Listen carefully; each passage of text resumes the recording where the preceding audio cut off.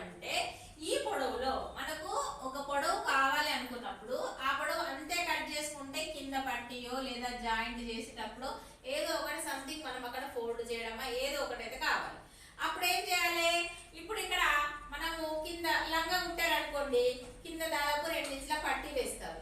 పట్టి వేస్తే మనకు ఈ పొడవు అనేది 20 ఇంచులు ఉందనుకోండి, 20 ఇంచులు కట్ చేస్తే మనకు మళ్ళీ పట్టి మలుచుకొని 20 ఇంచులు వస్తుందా?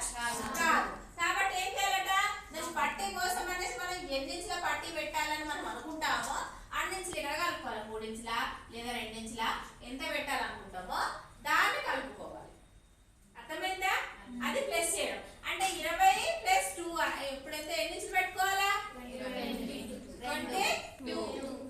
22 ఇంచెస్ పెట్టుకుంటే నీకు పట్టి మలుచుకొని కుట్టుకోగా కుట్టిన తర్వాత నీకు ఎన్ని ఇంచులు వస్తుంది? మళ్ళీ 20 మరి ఈ లంగా పొడవు వచ్చేసి కింద 2 ఇంచుల పట్టి పెట్టినావు, మళ్ళీ పైన పట్టి పెట్టుకుంటావు కదా, మళ్ళీ ఇక్కడ కుట్టు కూడా కావాలి కాబట్టి 1/2 ఇంచు కూడా కలుపుకొని 22, 23 పెట్టుకుంటే నీకు అంటే అక్కడ ఎంత అయితే నువ్వు కుట్టుకు కావాలనుకుంటున్నావో అంత ప్లస్ చేసుకోవాలి. ఇది ప్లస్ చేయడం. ప్లస్ ఎందుకు చేయాలో అర్థమైందా? అర్థమైందా? ప్లస్ ఎందుకు చేయాలో? ఎందుకు చేయాలి ప్లస్?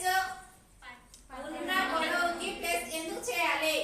పట్టిల కోసము మనం ప్లస్ అనేది చేసుకోవాలి. అక్కడ పెట్టిన దాన్ని బట్టి పెట్టుకోకపోతే ప్లస్ చేసుకోవద్దు. ఏంటి? కుట్టు కోసం 1/2 ఇంచు కింద 1/2 ఇంచు పైన 1/2 ఇంచు 1 ఇంచు పెట్టుకుంటే సరిపోతుంది. ఓకేనా? అయితే మైనస్ మేడం మరి నాకు ఒక డౌట్ వచ్చింది మేడం.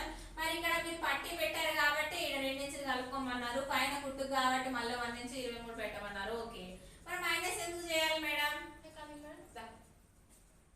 మైనస్ ఎందుకు చేయాలి మేడం? ఈ మైనస్ చేయడం వల్ల ఎలా మేడం మరి కుట్టడం ఎలా వస్తుంది? మరి మైనస్ ఎందుకు చేయాలి? మైనస్ ఎలాంటి పరిస్థితుల్లో చేసుకోవాలని